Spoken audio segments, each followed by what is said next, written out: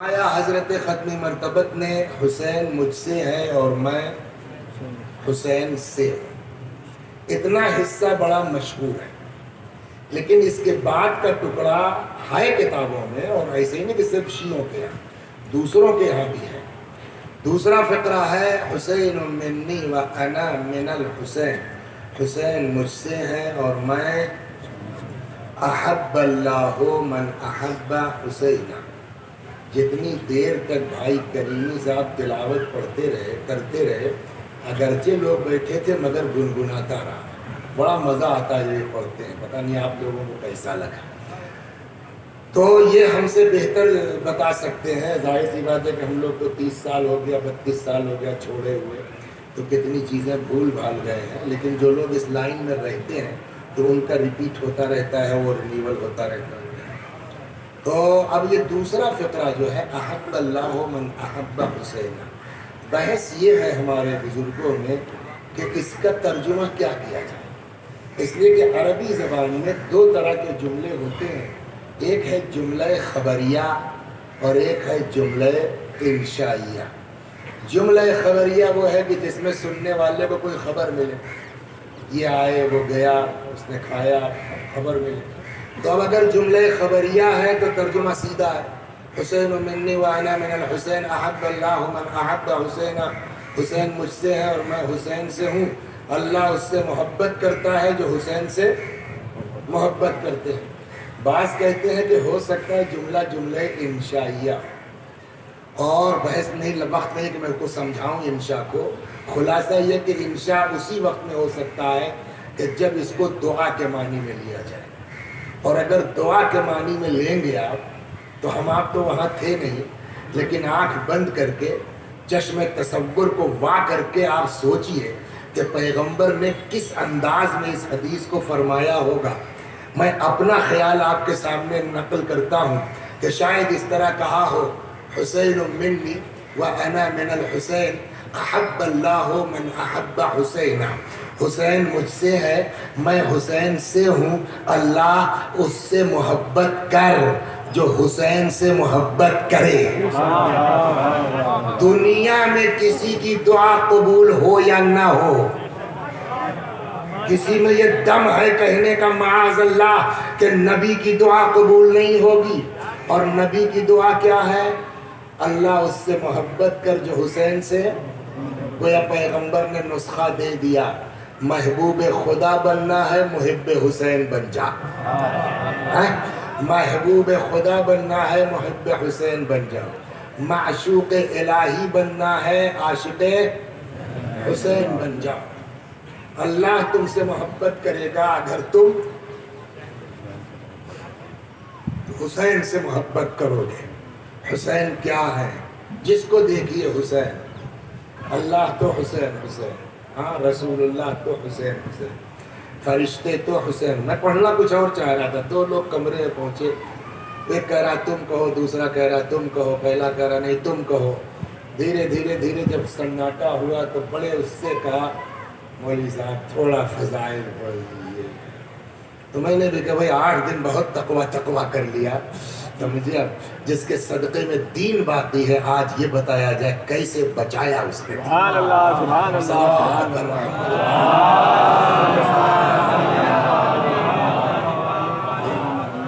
تو جس کو دیکھیے حسین، آپ اپنے بارے میں بتائیے۔ آج چوتھا دن ہے ذکر امام کو 50واں، اتفاق سے 4:30 کا ہوا ہے، پہلی محرم سے آج 50واں دن ہے، اور ابھی 18 دن اور ہے، 2 مہینہ 8 دن، تو یہ خود ان کا ہے۔ ایک دن چھٹی ہے 9 ربیع الاول کو، میری بھی چھٹی ہے، اس کے بعد پھر 10 سے شروع ہے۔ کیا 10واں 20واں چھمائی 40واں، ابا مر گئے تو حسین، اماں مر گئی تو حسین، ان کا 10واں ان کا 20واں، پورے سال کسی نہ کسی بہانے 12-13 دن ولادتوں کے چھوڑ دیجئے، ورنہ روزانہ پورے سال کہیں نہ کہیں 350 دن حسین حسین حسین۔ سوال آخر کیوں اتنا حسین حسین ہے؟ اب یہاں سے مجلس کا آغاز بہت جلدی جائے، سوال، اتنا زیادہ حسین حسین کیوں ہوتا ہے؟ کیوں؟ رسول اللہ مظلوم نہیں تھے؟ بولیے، پیغمبر کے کئی دن ماتم کرتے ہیں آپ؟ رسول اللہ 28 سفر 1 دن۔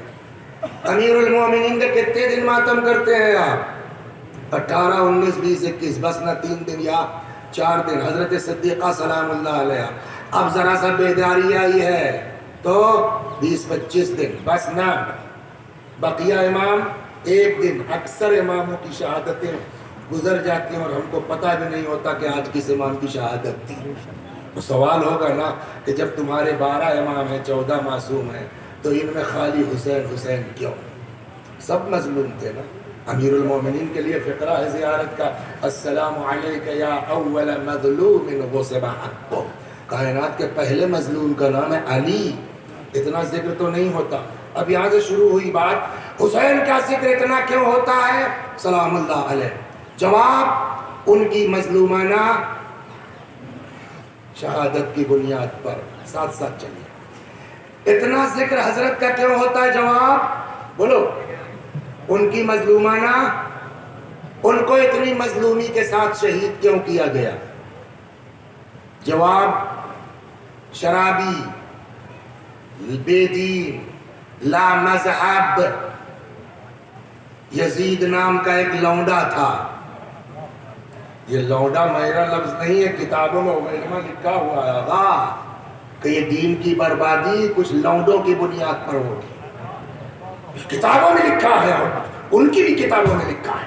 صلوات محمد شرابی، کبابی، بے دین، لا مذہب یزید نام کا ایک لونڈا، اس نے جان پیغمبر سے بیعت کا مطالبہ کیا اور امام نے بیعت سے انکار کر دیا، نتیجے میں بولیے شہید کر دیے گئے۔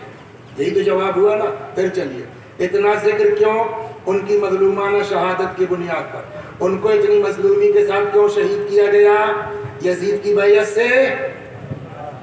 سوال، کیا یزید کی بیعت سے انکار کا نتیجہ اس حد کو پہنچ جائے گا؟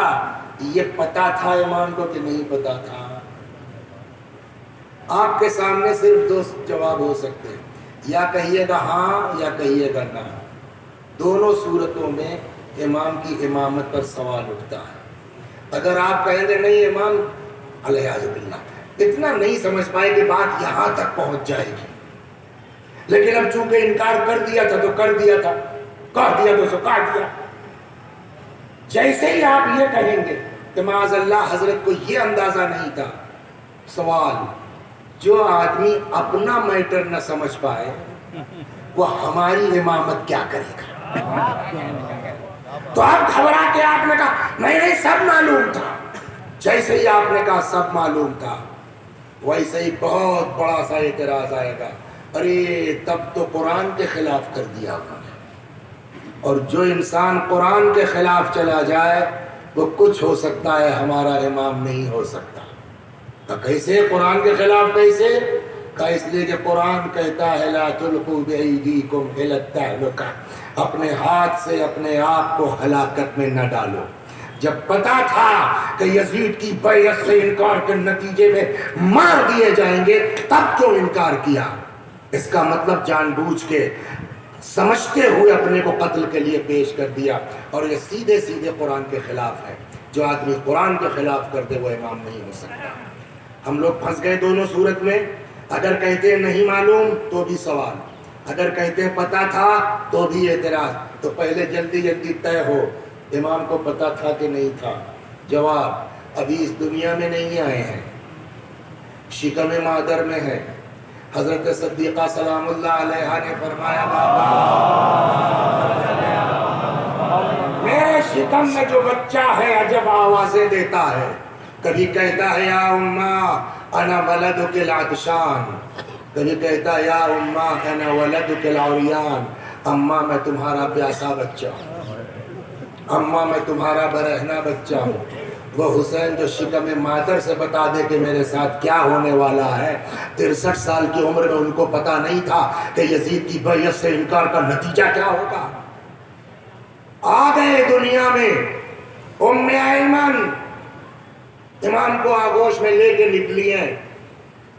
راستے میں کچھ لوگ یہودی ان کا عالم نظر پڑ گئی. شکل ایسی موہنی ہے کہ وہ عالم دیکھتا رہ گیا. کہتا ام ایمن یہ بچہ کون ہے؟ جان بطول فرزند رسول علی کا لاڈلا ہے. چوم لو. نہیں. کیوں؟ تو یہودی ہے نجس. حسین طیب و طاہر ہے. اگر کلمہ پڑھ لوں تو مجھ کو کوئی اعتراض نہیں ہے. کہتا اشہد ان لا الہ الا اللہ و اشہد ان محمد رسول اللہ. رخ کیا آسمان کی طرف. کہتا خدا گواہ رہنا تیرے حسین کے ہاتھوں ایمان لایا ہوں. اب سمجھے آپ اس حدیث کا مطلب جو نبی نے کہا ان الحسین مصباح الہدی والسفینۃ النجاہ. ہادی اس کو کہتے ہیں کہ شکل دیکھ کے انسان کلمہ پڑھتا نظر آتا. بات کہیں ختم نہیں ہوئی ورنہ ہمارے نقل کرنے کا کوئی مطلب نہیں تھا. مڑا اپنی قوم کی طرف. جانتے ہو یہ بچہ کون ہے؟ کل کو میدان کربلا میں اتنا پیاسا ہوگا اتنا پیاسا ہوگا کہ زمین و آسمان کے درمیان کی فضا اس بچے کی نگاہ میں دھوئیں کے مانند ہو. بتائیے ایک یہودیوں کا عالم ان کے بچپنے میں جانتا ہے کہ ان کے ساتھ کیا ہونے والا ہے. 57 سال کے حسین کو نہیں پتا ہے کہ کیا ہونے والا ہے. مدینے سے نکلنے لگے. ام المؤمنین ام سلمہ علیہ السلام نے پوچھا کہاں؟ عراق. مت جاؤ. کیوں؟ میں نے تمہارے نانا سے سنا ہے میرا بیٹا عراق میں مارا جائے گا. باہر سے آ کے ام سلمہ کو پتا ہے. جس نے نبی کی زبان چوسی اس کو پتا نہیں ہے. مکے سے نکلنا چاہتے ہیں مت جائیے. اللہ مجھ کو شہید دیکھنا چاہتا ہے. آپ جائیے. ان عورتوں بچوں کو مت لے جائیے. اللہ ان کو اسیر دیکھنا چاہتا ہے. کل ملا کے اب اگر ہمارے بچے سے بھی سوال کیا جائے کہ امام کو پتا تھا کہ نہیں پتا تھا، جواب کو بولیے بالکل معلوم تھا. جیسے ہی آپ نے کہا سب جانتے تھے پھر وہ سوال آئے گا جب جانتے تھے تب کیوں بیعت سے انکار کر دیا. ایک جواب تو ہم جیسے جاہل کا ہو سکتا ہے، دیہاتی کا ہو سکتا ہے. تم سے مطلب تم ہو کون؟ سیدھی بات. تم کون ہو نواز رسول کے بارے میں پوچھنے والے کہ کیوں انکار کیا؟ جواب ملے گا ہم کو حق اس لیے ہے پوچھنے کا کہ ہم ان کو امام مانتے ہیں اور ہمارا جو امام ہے وہ قرآن کے اگینسٹ نہیں جا سکتا ہے. کہ یہاں کون سے قرآن کی مخالفت ہے؟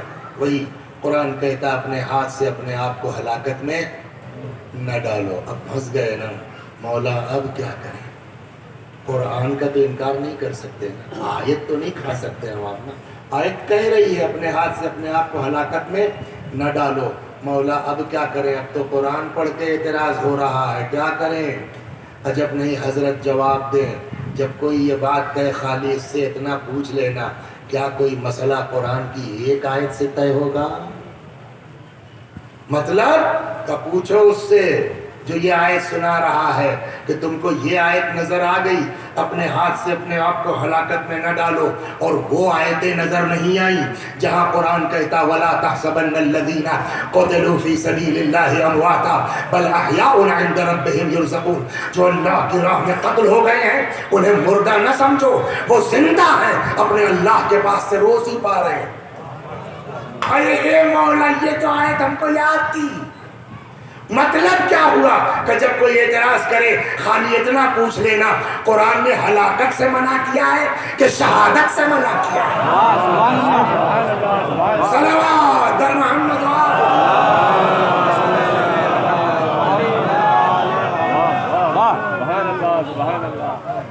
تو اب یہاں ایک بات آئی کہ دو چیزیں ہو گئی مرنے والوں کی. ایک وہ مرتا ہے قتل ہوتا ہے جس کو ہلاک کہا جاتا ہے، ایک وہ موت ہے جس کو شہادت کہا جاتا ہے. اب پھر سوال ہوگا نا کہ قتل تو اس میں بھی ہے قتل اس میں بھی ہے، پھر ہلاک کس کو کہا جائے گا، شہید کس کو کہا جائے گا؟ یا آج کی زبان میں کہا جا ہے کہ کیا ڈفرنس ہے ہلاکت میں اور ہمارے بزرگوں نے پورے پورے اشرے پڑھے ہیں ہلاکت اور شہادت پر. ڈاکٹر علی شریعتی کی پوری کتاب موجود ہے ہلاکت اور شہادت پر. یہاں اشرا تو پڑھنا نہیں، وہ تو ہو گیا، سمجھ گیا. اسی سے تو عاجزہ کے لڑکوں نے آج فرمائش کی پلٹی ہے کچھ. تو اب اگر 1 منٹ میں اپنے بچوں کو سمجھانا ہو کہ فرق کیا ہے ہلاکت اور شہادت کا،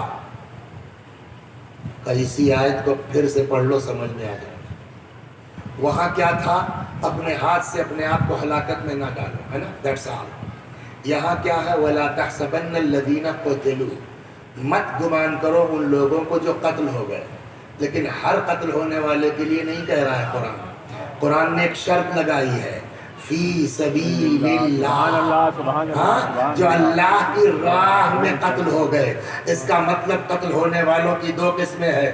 ایک ہے جو اپنے لیے جان دے، مال کے لیے جان دے، دولت کے لیے جان دے، اقتدار کے لیے جان دے، حکومت کے لیے جان دے. ایک وہ جو اللہ کی رضا کے لیے قربانی دے، اللہ کے دین کے لیے قربانی دے. جو اپنے لیے مرے گا اسے ہلاک کہا جائے گا، جو خدا کے لیے قربانی دے گا اسے شہید کہا جائے گا. فرق سمجھ میں آ گیا نا؟ اب کیسے طے ہو؟ قتل ہونا تو وہاں سے ہے کہ امام کا قتل ہوا، لیکن یہ قتل ہلاکت ہے کہ شہادت کیسے طے ہوگا؟ کہ اگر یہ قتل اللہ کے لیے ہے تو شہادت ہے، تو یہ کیسے طے ہوگا کہ یہ قتل اللہ کے لیے ہے؟ کب سبب قتل پر جاؤ. سبب کیا ہے قتل کا؟ کیوں قتل کیے گئے؟ بولیے. انکار بیعت. کیا؟ انکار بیعت. تو اب انکار پر بحث ہوگی. انکار اپنے لیے تھا یا اللہ کے دین کے لیے؟ اگر اپنے لیے ہے تو الگ مسئلہ، لیکن اگر حفاظت دین کی خاطر ہے تو یہ کیسے طے ہوگا کہ انکار اپنے لیے تھا یا اللہ کے لیے؟ اب آپ بتائیے سر، پہلے بیعت مانگی گئی یا پہلے امام نے انکار کیا؟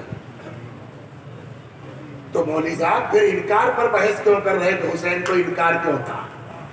وہ تو بات کی بات ہے. پہلے یہ سوال کھڑا ہوگا کہ جب ساری دنیا بیعت کر چکی تھی، ایک حسین بچے تھے، یزید کو اصرار کیوں تھا؟ کیا اگر حسین علیہ السلام بیعت نہ کرتے تو یزید کی حکومت گر جاتی؟ میں اپنے گاؤں کا قصہ سناتا ہوں. اپنے گاؤں کا ایک سال ایسا ہوا، یہ 2000 کی بات ہے. ایک سال ایسا ہوا کہ 10 یا 11 لوگ کھڑے ہو گئے پردھانی کے الیکشن میں. اس میں ایک صاحب ہمارے خاندان کے تھے، نائب حسن صاحب مرحوم بیچارے.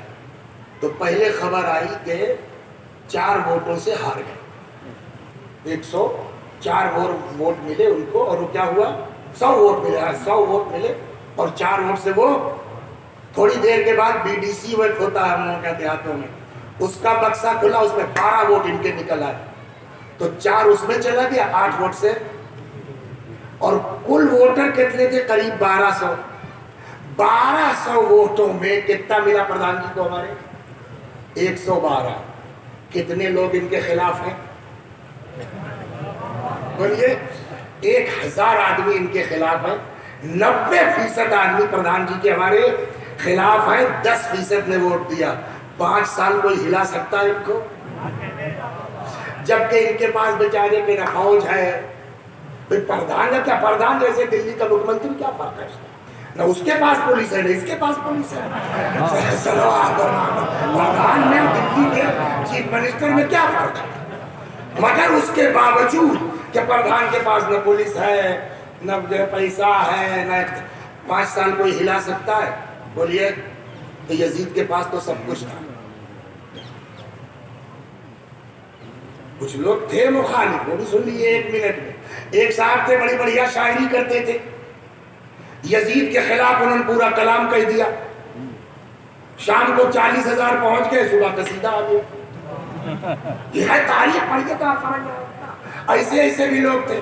تو ڈنڈے کی زور پر، پیسے کی زور پر اور کسی وجہ سے تقریباً پبلک مان چکی ہے. امام حسین کے بیعت کرنے نہ کرنے سے یزید کی حکومت کو کوئی خطرہ، تب اتنا اصرار کیوں تھا؟ وہ اسرار سمجھ میں آ جائے گا، امام کا انکار سمجھ میں آ جائے گا۔ صلوات اللهم صل على محمد وآل محمد۔ لبیک یا حسین، لبیک یا حسین، یا علی، یا علی، اللهم صل على جناب موسیٰ جو دین لائے تھے وہ ہے ختم ہوا، نام ہے، دین نہیں ہے۔ اور اگر ہوتا تو عیسیٰ کی ضرورت نہیں تھی۔ جناب عیسیٰ جو دین لائے تھے وہ ہے، اگر ہوتا تو پیغمبر کی ضرورت نہیں تھی۔ سوال، یہ دین مٹا کیسے عیسیٰ اور موسیٰ کا؟ کوئی جنگ ہوئی؟ نہ۔ پھر جو ماننے والے تھے دین موسوی کو، انہوں ہی نے اپنی مرضی کے مطابق دین میں ایسی جو ہے وہ تبدیلیاں کی کہ اصل شکل ہی ختم ہو گئی۔ اب ہوا کر رہے جناب عیسیٰ کے ساتھ بھی یہی ہوا، اس کو ذہن میں رکھیے گا۔ اب رسول اللہ آئے، حضرت نے تبلیغ شروع کی، اصحاب کرام کو کتنا ستایا گیا ہم آپ سوچ نہیں سکتے۔ ایک مثال سن لیجئے، صحابہ بھی بڑے مظلوم ہیں، جن صحابیوں کا ذکر ہونا چاہیے ان کا نام تک ہم لوگ نہیں جانتے۔ ایک نام لیتا ہوں، جس کو پتا ہے وہ ہاتھ اٹھا دے۔ خباب ابن الارت، عظیم صحابی ہے، جن کی قبر پہ کھڑے ہو کے مولا نے کہا ہے رحم اللہ خبابا، خدا خباب کی قبر پر رحمت نازل فرمائے۔ وہ مسلمان ہو گئے۔ ان کا جو مالک تھا وہ تپ گیا، ان کو ننگا کر دیتا تھا۔ ہم لوگوں کو بہت آسان ہو گیا، اور خندق تیار کر کے انگاروں کا ماتم کرتے ہیں نا، خندق تیار کر کے ننگے بدن جناب خباب کو لٹا دیتا تھا۔ آگ پر کھال جلتی تھی، چربی پگھلتی تھی، ٹپکتی تھی۔ شعلے بھڑکیں گے نہیں بھڑکیں گے سر؟ جب شعلے بھڑکتے تھے تو بجائے چیخنے کے خباب کی زبان سے آواز آتی تھی محمد محمد محمد۔ ایسے عاشقان پیغمبر تھے ہمارے صحابہ کرام رضوان اللہ علیہ۔ اتنا ستایا کہ آخرکار پیغمبر کو اللہ نے کہا بس کیجئے، چلے جائیے آپ یہاں سے، چھوڑ دیجئے مکہ۔ اور حکم خدا پر ہجرت ہو گئی۔ اب تو ہاتھ سے نکل گئے، اب کیا کیا جائے؟ اب تو اس طرح نہیں ہو سکتا نا، لہٰذا کسی صورت سے تیاری ویاری کر کے جنگ شروع ہوئی۔ بدر ہو گئی، پھر یہودیوں کا ساتھ ملا، پھر اور لوگوں کا ساتھ ملا، کچھ نہیں، آخر کار ایک مہا گٹھ بندھن ہو گیا جس کو کہتے ہیں جنگ احزاب۔ حزب یعنی گروپ، احزاب یعنی آل پارٹی، سب مل کر کے جو جنگ خندق کے نام سے مشہور ہے۔ کچھ نہیں، اب ان کی سمجھ میں آیا کہ لو یار لڑ کے اب ان کا کچھ بات سمجھ آئے نہیں، بس یہی اگر ذرا سا چوکے تو گئی مجلس، ان کا کچھ ہم کر نہیں سکتے لڑ کے، تو کیسے روکا جائے؟ کا ایک ہی طریقہ ہے، ان کے پاس نظیر موجود ہے جناب موسیٰ کے دین کی اور عیسیٰ کے دین کی۔ لڑنا ٹھیک نہیں ہے، کہ تو کیا کریں؟ کائنے میں گھس جاؤ، مسلمان ہو جاؤ، اور گھس کر کے کسی صورت سے ایسی جگہ حاصل کر لو کہ جیسا دل چاہے دین کو اپنے حساب سے مروڑ دیا جائے، اور جب اس کے بیسک پرنسپلز ہی ختم ہو جائیں گے تو نام سے کیا ہوتا ہے؟ دیکھ لیجئے داعی شاید ایسے ہی پورا رہتا، صلوات پر محمد، نام سے کیا ہوتا؟ اصل دین ختم ہو جاتا۔ چنانچہ یہ کام جسٹ آفٹر وفات پیغمبر اسٹارٹ ہو گیا۔ کہیں کچھ کہیں بڑی چیزیں پڑھیں گے آپ تو حج کے موقع پہ کیا کیا ہوا، اور بہت مشہور جو ہے 2 چیزیں نبی کے زمانے میں حلال تھی، میں حرام کرتا ہوں، سنا ہے نہیں سنا ہے؟ اور میاں بھائی عرشی یہی فرق ہے اہل بیت اور دشمنان اہل بیت میں۔ یہ تخت پہ بیٹھ کے فرماتے ہیں کہ حلال تھا میں حرام کر رہا ہوں، کربلا سے میرے مولا نے کہا مجھے کیوں قتل کرتے ہو، کیا میں نے حلال محمدی کو حرام کیا ہے؟ ہو گئی بات نا؟ ہوتا رہا، لیکن وہ سب ہلکا پھلکا معاملہ تھا۔ اب زمانہ آ گیا یزید کا۔ یزید نے سوچا، مجھ کو بقیہ مطلب ہماری مجلس جو ہے اس پر امام حسین پر ہے، انکار کیوں کیا؟ اب یزید نے سوچا کہ جو کام ہمارے بزرگ نہیں کر سکے، پوروج نہیں کر سکے، وہ کام اگر میں کر لے جاؤں تو رہتی دنیا تک میرا نام ہو جائے. کہ جو بڑے بڑے نہیں کر سکے، جو دادا نہ کر پائے پوتے نے کر دیا. سمجھ رہے نہیں؟ آپ سمجھ رہے ہیں. لیکن ایک چیز اور سن لیجئے، اب آپ لوگ یہاں وہ کوئی ہے نرسری میں کام کرنے والا کوئی نہیں ہے اس میں؟ آپ جانتے ہیں کہ کچھ اندازہ ہے نرسری میں؟ ہم تو گاؤں کے آدمی، ہم کو اندازہ ہے. آپ جو اچھا اب تو کٹنگ باقاعدہ ایک ہنر بن گیا ہے. آم کی کٹنگ کیسے ہوگی، حتیٰ لوکی کے پیڑ کی 3D کٹنگ کیسے ہوگی. تو شاخیں کاٹیے گا نا، تو شاخوں کے کاٹنے سے کچھ نہیں ہوتا، بلکہ وہ اور نکلتی ہیں اور بڑھیا پھل آتے ہیں. لہذا شاخ کاٹنے سے کچھ نہیں ہوگا، تنے پر وار کرو.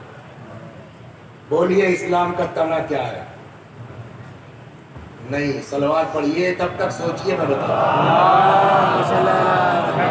شاخ کاٹنے سے کچھ نہیں ہوگا، تنے، میں نے جڑ نہیں کھا ہے کہ آپ اصول دین پہ چلے جائیے.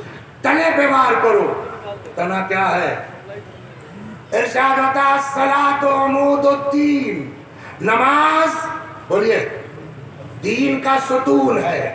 مثل الصلاۃ کا مثل عمود الفسطاط، نماز کی مثال خیمے کے پائپ کی طرح ہے. تو تنا کاٹو. جب تنا ہی چلا جائے گا تو چاہے جتنے اعمال کی چھت یہ ڈالتے رہے کچھ نہیں ہو پائے گا. لہذا اب آئیے، کہیں نہ قرآن میں ہے کہ نماز مت پڑھو؟ ہیں؟ بولیے نہیں ہے؟ آپ بتائیے. ہاں ہے، قرآن میں ہے لا تقربوا الصلاۃ، نماز کے قریب مت جانا، وانتم سکارا، جبکہ تم بولیے نشے میں ہو. اب اگر کوئی آدھی آیت پڑھے کہے ہم قرآن سے ثابت کر سکتے ہیں کہ نماز نہیں پڑھنا چاہیے، قرآن میں ہے لا تقربوا الصلاۃ، تو آپ کو حق ہے کہنے کا کہ نہیں بھیا آدھی آیت پڑھ کے ہم کو گمراہ نہ کرو. لہٰذا ہم لوگوں کو بھی بڑی احتیاط کی ضرورت ہے. ممبروں پر ایسے لوگوں کو لائیے جو آدھی آیت سنا کے نہ جائیں، ورنہ ثابت تو کچھ کیا جا سکتا ہے قرآن سے. ہاں لا تقربوا الصلاۃ، نماز کے قریب مت جاؤ.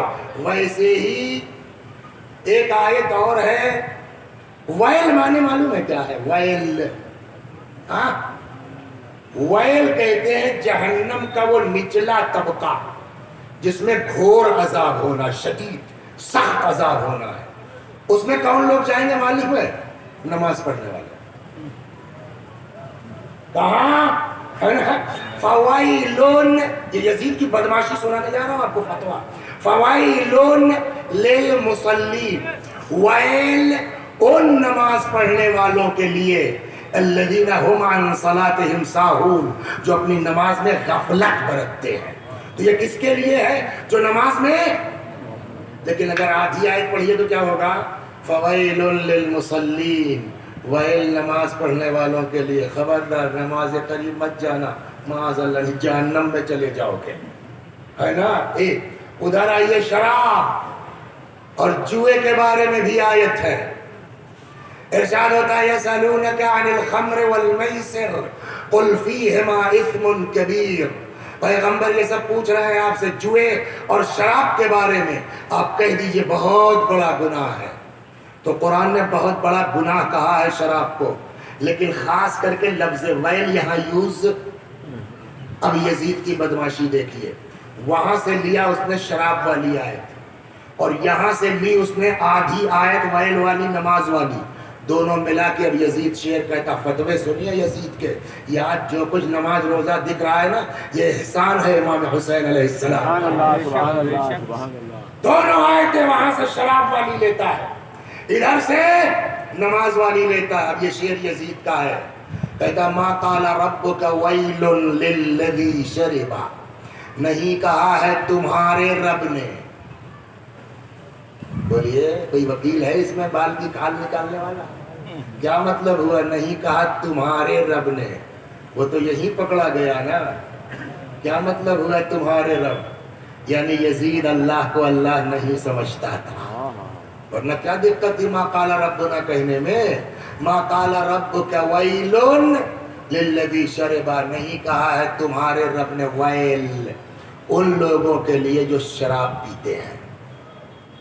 अल्लाह ने लफ्ज़ वैल यूज नहीं किया है उन लोगों के लिए जो, बल काला वैलुन लिलमुसल्लीना, हाँ उनके लिए ज़रूर लफ्ज़ वैल इस्तेमाल हुआ है जो नमाज पढ़ते हैं।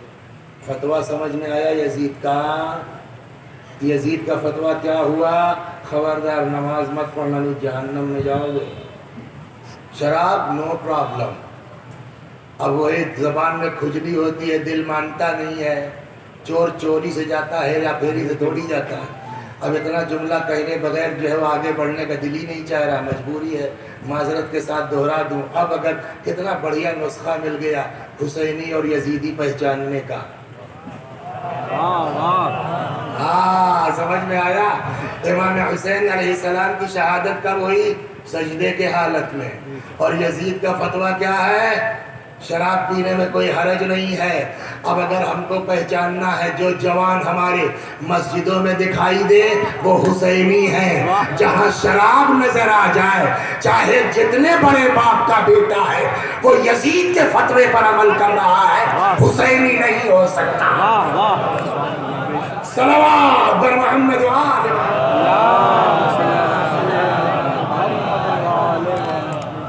आप लोग पता नहीं, अब्बा समझ रहे हैं कि मेरा बेटा यूके गया है पढ़ने, अम्मा समझ रही है बेटा मेरा जो है वो स्कॉटलैंड गया है पढ़ने।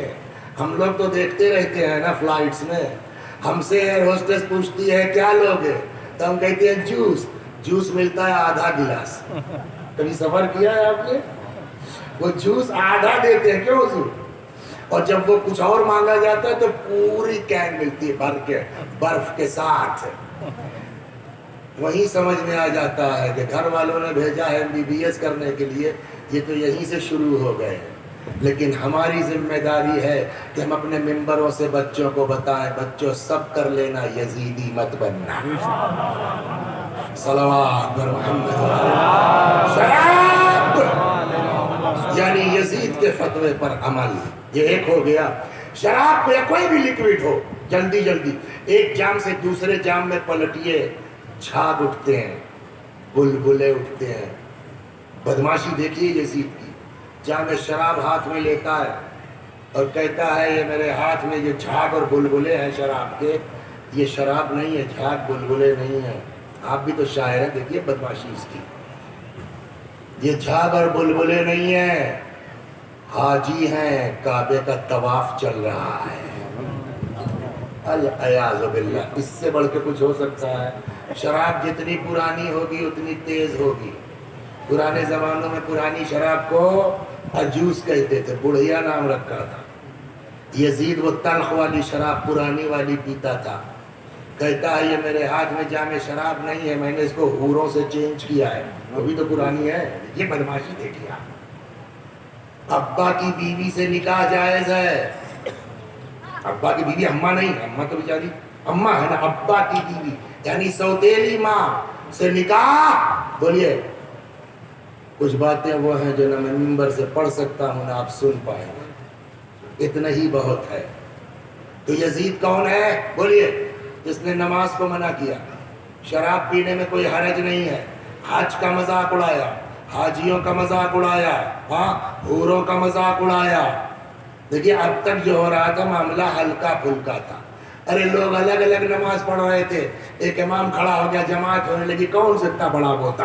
बिदात है, सुन्नत तो लड़ते रहो, मगर है तो ना, नमाज चल तो रही है। यजीद ने आके सीधे नमाज पर जो है वो हमला कर दिया, शराब को जायज कर दिया, करने को तो कर दिया, लेकिन कहीं ना कहीं ये डर लगा हुआ है कि अब तक के मसाइल हल्के थे, दबाव में, डंडे की जोर पर पब्लिक चुप रही। लेकिन अब ऐसा भी नहीं है कि शराब को जायज कह दो पब्लिक चुप रहे, नमाज को हराम कर दो और पब्लिक चुप रहे, सौतेली माँ से निकाह को जो है वो इजाजत दे दो, पब्लिक चुप रहे। कहीं ना कहीं डर लगा हुआ था कि कहीं पब्लिक खड़ी ना हो जाए। کہیں ہنگامہ نہ ہو جائے، کہیں انقلاب کی آواز بلند نہ ہو جائے، اس کو روکنے کے لیے کیا کرنا چاہیے؟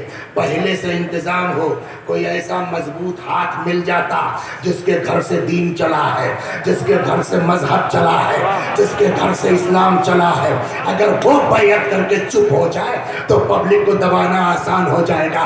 تم کیا، تمہاری اوقات کیا؟ جس حسین کے گھر سے نماز چلی ہے وہ تو بیعت کر کے خاموش ہو گئے، تم کون ہو اعتراض کرنے والے؟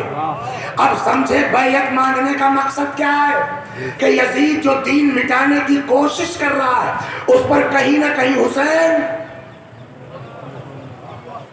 مقصد یہ ہوا نا، ہم نے کہا جو مقصد مطالبے کا وہی مقصد بولیے انکار کا ہوگا۔ اب مطالبہ بیعت کا مقصد دین مٹانا، تو انکار بیعت کا مقصد دین بچانا۔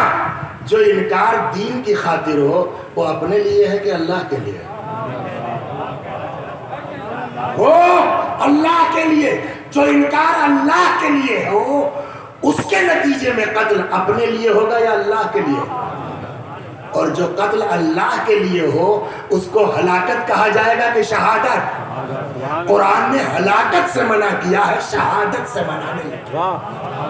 صلوات بر محمد۔ اور اب بس یہیں سے ذرا سا قرآن کہتا ہے انشکر لی ولوالدیک، میرا شکریہ کرو اور اپنے اماں ابا کا شکریہ کیوں ادا کریں؟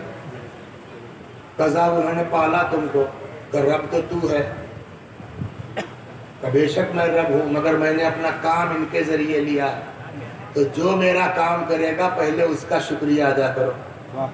رب ارحمہما کما ربیانی صغیرا، ہے نا؟ اور اس کے علاوہ الگ سے حدیث بھی کہتی ہے من لم یشکر الناس، بولیے لم یشکر اللہ، جو انسان کا شکریہ ادا نہیں کر سکتا وہ اللہ کا شکر گزار بھی نہیں ہو سکتا۔ هل جزاء الاحسان الا الاحسان، کیا اچھائی کا بدلہ اچھائی کے علاوہ کچھ ہوگا؟ یہ سب ایک طرف رکھیے۔ اور اب ایک سوال آپ سے ہے مجلس تمام، اگر امام حسین نہ کھڑے ہو گئے ہوتے، بولیے اس سے بحث نہیں ہے کہ کون ہاتھ کھول کے پڑھ رہا ہے کون ہاتھ باندھ کے پڑھ رہا ہے، وہ تو بات کی بات ہے۔ اگر یزید کے مقابلے میں میرا مولا اپنا کنبہ لے کے کھڑا نہ ہو گیا ہوتا تو چاہے باندھ کے ہو چاہے کھول کے آج نماز ہوتی، آج روزہ ہوتا، تو بچایا کس نے؟ بولیے حسین نے۔ ایک ماں باپ دو بیٹے پال کے 10 سال، تو قرآن کہتا میرے ساتھ ساتھ ماں باپ کا شکریہ ادا کرو۔ حسین نے پوری امت کو پالا ہے، پورا دین بچایا ہے، تو بغیر حسین کے شکریہ ادا کیے کیسے؟ شام در شام چلیں گے تیری یادوں کے چراغ، نسل در نسل تیرا درد نمایاں ہوگا۔ لبیک یا حسین، لبیک یا حسین، لبیک یا حسین، لبیک یا حسین، حسینیت زندہ باد، حسینیت زندہ باد، یزیدیت مردہ باد، یزیدیت مردہ باد، یزیدیت مردہ باد، نعرہ حیدری، یا علی، حیدری، یا علی، آواز بلند صلوات۔ اللہ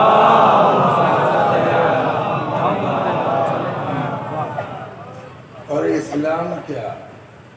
سوتیلی ماں سے نکاح اسلام ہی نہیں کسی مذہب میں جائز نہیں ہے نا، تو اس کا مطلب امام حسین نے اسلام نہیں انسانیت پر احسان کیا ہے، حسین نے مانوتا بچائی ہے، توجہ فرما رہے ہیں۔ لہذا ہر کام سے پہلے حسین کا شکریہ ادا کرو۔ کہاں سے آ رہے ہو؟ کہ مسجد گئے تھے، کاہے کے لیے؟ نماز پڑھنے گئے تھے، اور کاہے کے لیے؟ پڑھ لی جی پتا ہے کس نے بچا کے دیے؟ کہا حسین نے، اور کس نے؟ ہم نے کہا جاؤ واپس، پہلے شکریہ ادا کرو تب باہر نکلو۔ حسین کا شکریہ کہاں ملیں گے؟ کب ملے نہ ملے ویسے ہی جیسے ہی نماز ختم ہو کھڑے ہو جاؤ، کربلا کا رخ کرو، آواز دو السلام علیک یا ابا عبداللہ۔ یہ نماز کے بعد ہمارے بزرگوں نے زیارت بلا وجہ نہیں کہی ہے، یہ نماز کے بعد زیارت نہیں ہے، یہ اسی حسین کا شکریہ ادا ہو رہا ہے کہ میرے مولا تم نہ ہوتے تو آج نماز نہ ہوتی، تم نہ ہوتے تو آج نہ ہوتی۔ ہاں اسی لیے جن لوگوں نے سمجھا ہے کہ میرے بلا وجہ روایتیں تھوڑی ہیں کہ ایک مکھی کے پر کے برابر اگر حسین کے غم میں آنسو نکل آئے جنت، بھیا روایتوں پر تعجب مت کرو، حسین کے برداشت پر تعجب کرو، حسین کے صبر پر تعجب کرو۔ اتنا کیا ہے میرے مولا نے۔ اب یہ روایتیں ہیں، ایک شعر کہو گے ایک آدمی رو لے، نہیں تم خود رو لو، جنت پکی ہے۔ جن لوگوں نے سمجھا ہے نا جب معاملہ حسین علیہ السلام کا آتا ہے تب پھر وہ کچھ نہیں دیکھتے، مال کیا ہے اولاد کیا ہے کچھ نہیں دیکھتے۔ بہت مشہور ہے، سنتے چلیے۔ بقرعید کا مہینہ آ گیا، کہتے ہیں کیسے کیسے ایسے ویسے ہو گئے، ہاں ایسے ویسے کیسے کیسے ہو گئے، حالات بگڑتے ہیں۔ یا اللہ دولت کے بعد غربت مت دینا کسی کو۔ 22 تاریخ آ گئی، 25 آ گئی، 28 آ گئی، چیخ پڑا، بیوی دوڑ کے آئی، کیا بات ہے رو کیوں پڑے؟ کہ ہر سال اشرا ہوتا تھا، ہر سال لوگ آتے تھے، اب کی نہیں ہوگا۔ کیوں؟ کہ پیسہ کہاں ہے؟ پیسہ لگے گا نا ہر چیز کے پیسے۔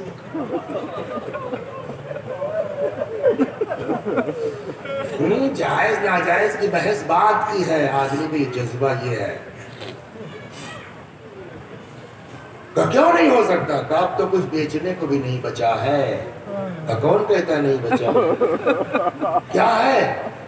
کہ یہ اپنا جوان بیٹا جو سمجھتے ہیں کہ حسین نے کیا کیا ہے نا، ان کے لیے اس کی کوئی اوقات ہی نہیں ہے۔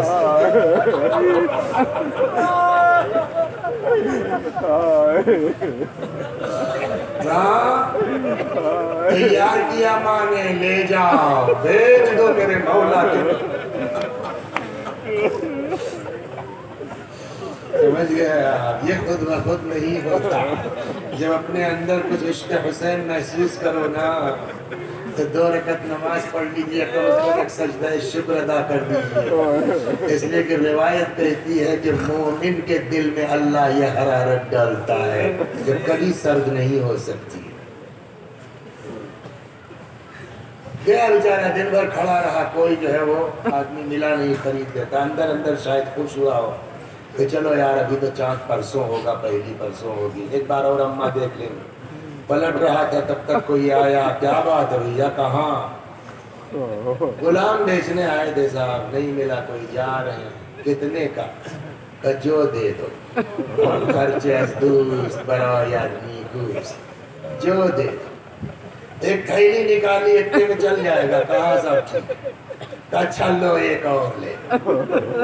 اب وقت آیا کہ باپ بیٹے سے جدا ہو جائے، باپ نے بیٹے کی پیشانی چومی، میرے لال جاؤ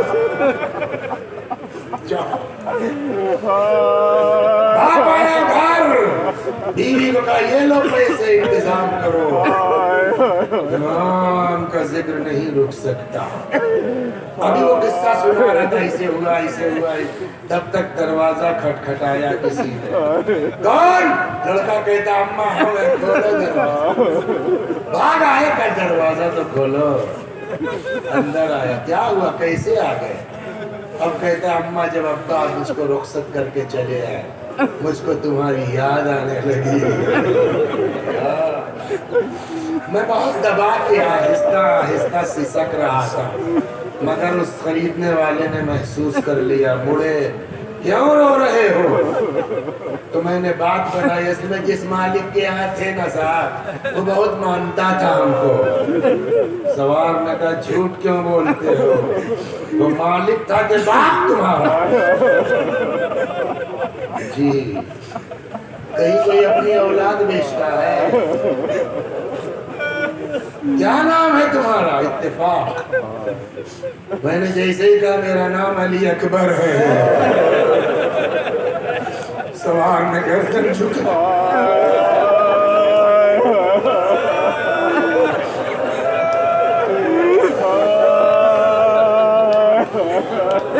یا اللہ ان آوازوں پر رحمت نازل فرما۔ جانا چاہتے ہو روئیے، اس طرح روئیے، اس طرح روئیے کہ پتہ چلے آج چہلم ہے نا، چہلم ہے نہیں، اس طرح روئیے کہ بہت سے لوگ آج کربلا پہنچ گئے، ہم رہ گئے والوں کی طرح روئیے۔ ہم رہ گئے، ہم چھوٹ گئے۔ یا اللہ ان آوازوں پر رحمت نازل فرما۔ اور یہ میرا جملہ نہیں ہے، امام نے دعا دی ہے، خدا ان چیخوں پر رحمت نازل فرما جو ہمارے لیے بلند ہوتی ہے۔ واپس جانا چاہتے ہو نہیں؟ کیوں کہ آپ چھوڑ دیں گے صاحب، گھر والے سمجھیں گے بھاگ آیا۔ کہا نہیں جا، میں نے کہا نہیں جاؤں گا، زبردستی میرا ہاتھ پکڑا اتار دیا۔ قضا میرے گھر والے نہیں مانیں گے، کہ جب گھر والے کچھ کہیں تو کہہ دینا جس حسین کے ہاتھ بیچ کے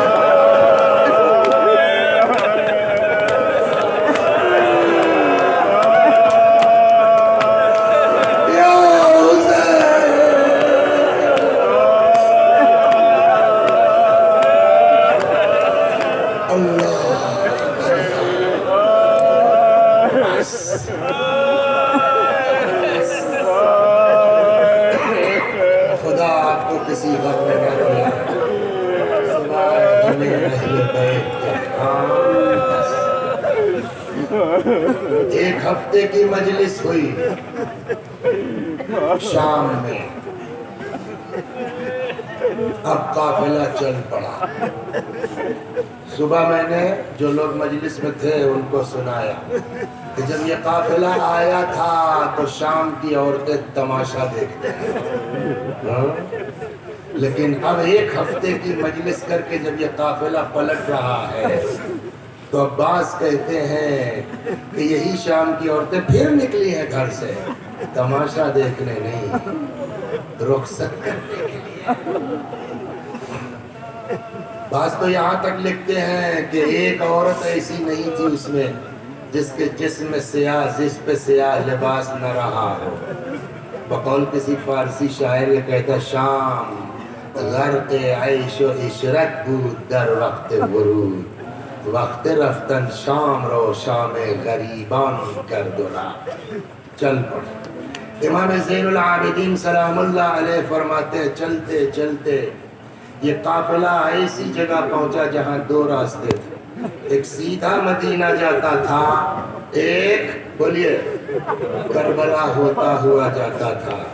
مگر ایک چیز اور یاد دلا دیں، کچھ ایسی عورتیں بھی ہیں جن کے گود میں بچے ہیں، جن کے 3-3 4-4 سال کی بچیاں ہیں، شاید کوئی ایسی بھی ماں ہو جس نے اولاد کا داغ دیکھا۔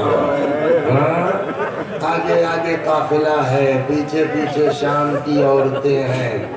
ایک منزل وہ آئی کہ قافلہ آگے بڑھ جائے، یہ شام کی عورتیں واپس ہو جائیں کہ اچانک حضرت زینب نے سواری روکی، محمل سے پردہ ہٹایا، شام کی عورتوں کی طرف ایک نگاہ ڈالی۔ سمجھ گئے آپ کیا کہنے جا رہی ہیں؟ اس قافلے میں سب سے زیادہ وطن کو یاد کرنے والی وہی نہیں ہے، سب جا رہے ہیں وہی نہیں ہے۔ لہذا بیوی نے محمل کا پردہ ہٹایا، اے شام کی بیویوں ہم جا رہے ہیں، تم سے کچھ نہیں چاہتے، بس ایک خواہش ہے۔ جب ہم آئے تھے ہمارے ساتھ ایک 4 برس کی بچی تھی جسے بلبل حسین کہتے تھے، ہم جا رہے ہیں، یتیمہ کو قید خانے میں چھوڑے جاتے ہیں، تم سے کچھ نہیں چاہتے، بے اتنی خیال کرنا کہ ہماری یتیمہ کو اکیلا نہ چھوڑ دینا، ہماری بچی کو تڑا کبھی کبھی آ کے اس کی قبر پر۔ قافلہ آگے بڑھ گیا، امام فرماتے ہیں کہ میں نے جو ہے وَقُلْنَا لِلدَّلِيلِ مُرَّ بِنَا عَلَى طَرِيقِ کربلا، ہم نے رہنما سے کہا کربلا ہوتے ہوئے چلو۔ اب یہ قافلہ کربلا کی طرف مڑ گیا، آج کا دن تھا اربعین کا دن۔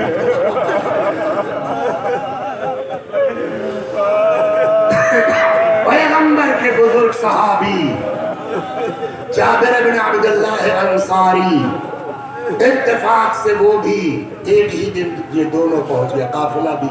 جابر تھوڑا پہلے پہنچ گئے، فرات میں غسل کیا، آئے۔ جناب جابر زندہ ہیں مگر عمر میں امام حسین سے بڑے تھے، آئے سلام کیا، اپنے آپ کو قبر امام پہ گرا دیا، کہتے ہیں حسین میں بچپنے سے جانتا ہوں، اے حسین کبھی ایسا نہیں ہوا میرے حسین کہ میں نے آپ کو سلام کیا ہو جواب نہ سنا، اے حسین کیا ہو گیا؟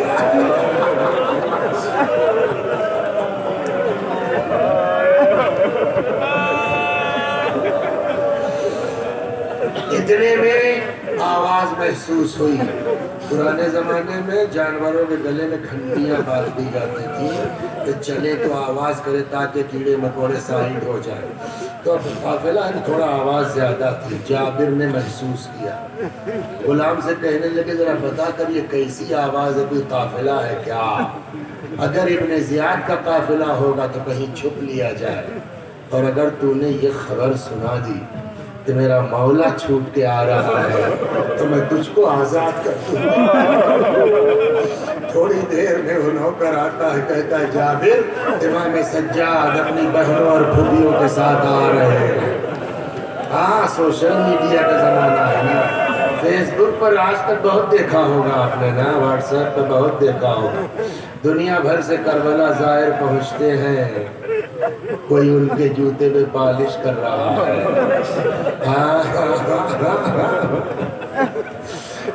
کوئی پیر دبا رہا۔ آج 1000 سال کے بعد آپ جاتے یہاں سے، سینکڑوں لوگ آپ کا استقبال کرنے والے ہیں، کھانا کھلانے والے ہیں، پہلی مرتبہ سگی بہن آ رہی ہے، کوئی ہے استقبال کرنے والا،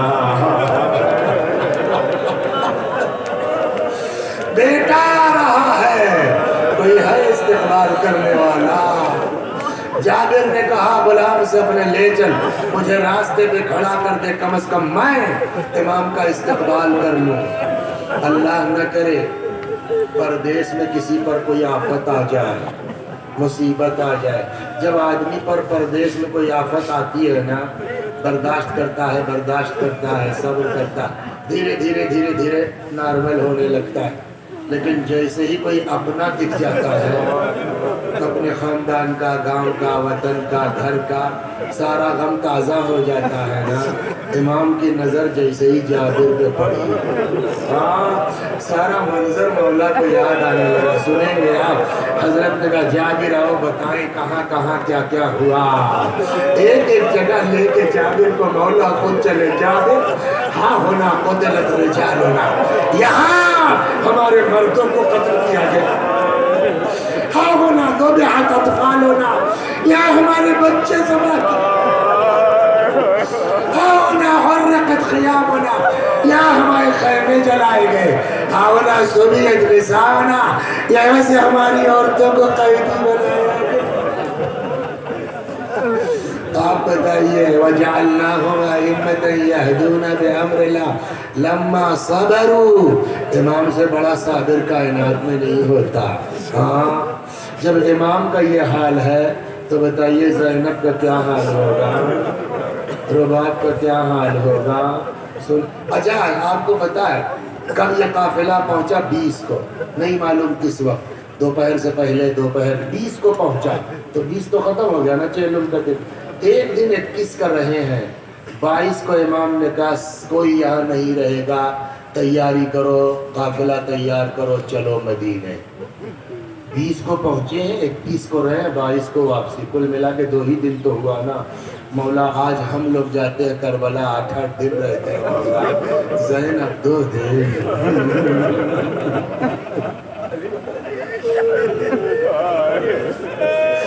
رباب 2 دن. مولا اتنی جلدی کیوں ہے؟ عجب نہیں. آقا فرمائے ان کی حالت تو دیکھو کیا ہے. اب حالت سناؤں آپ کو. امام کا حال تو دیکھ لیا آپ نے، ایک ایک جگہ یاد آ رہی ہے. اب بیویوں کے لیے روایت کہتی ہے کہ یہ بیویاں امام کی قبر مبارک پر آتی تھی، ہائے حسین،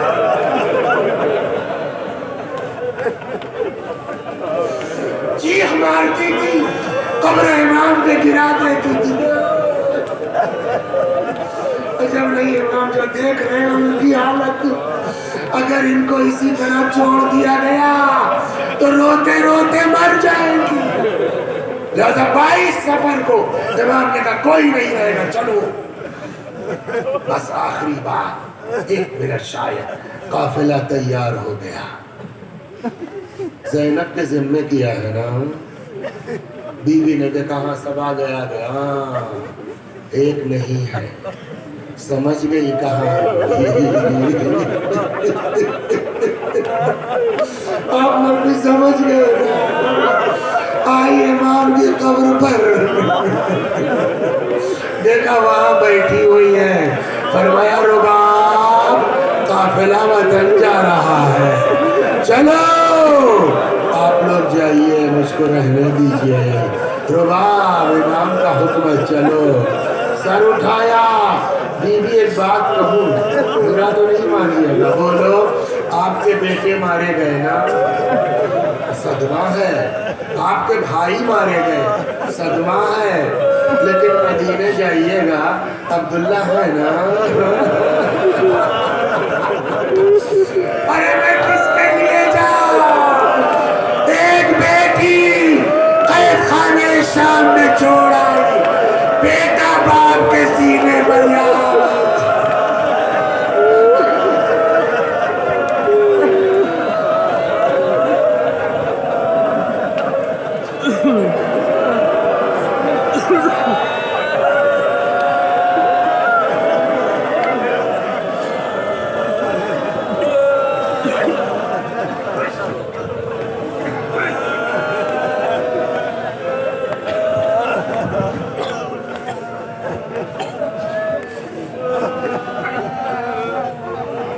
جزاکم اللہ خیر الجزا.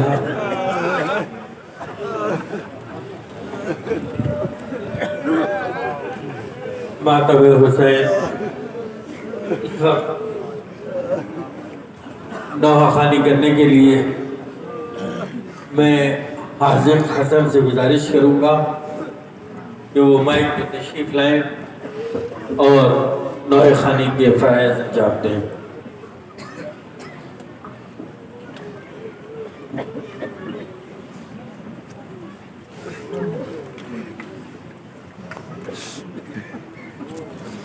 یا حسین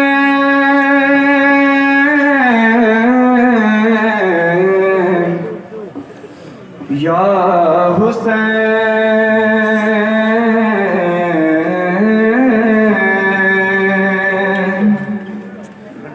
یا حسین یا حسین یا حسین یا حسین یا حسین یا حسین یا حسین یا حسین یا حسین یا حسین یا حسین یا حسین یا حسین. جواب دے سبھی حضرات. یا حسین یا حسین یا حسین یا